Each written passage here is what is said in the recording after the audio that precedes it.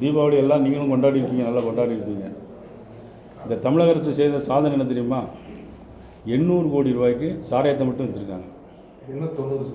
890 பாருங்கள், எவ்வளோ கரெக்டாக சொல்கிறாரு பாருங்கள். 890 கடந்த வருஷத்தை விட 150-200 கோடி ரூபா ஜாஸ்தியாக விற்றுருக்காங்க. இதுதான் தமிழக அரசுடைய சாதனை. இதனால் மக்களுக்கு ஏற்படுகின்ற வேதனை வெகு விரைவில் எல்லாம் மாற்றி அமைக்கப்படும். நன்றி, வணக்கம்.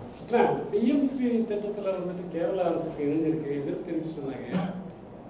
தமிழ்நாடு அரசு எதிர்ப்பு தெரிவிச்சிருக்கு. இப்போ வந்து அவங்க நாங்கள் சேர்றோம், 1400 கோடி ரூபா பணத்தை நாங்கள் எதுக்கு விடணும் அப்படின்னு கேட்குறாங்க.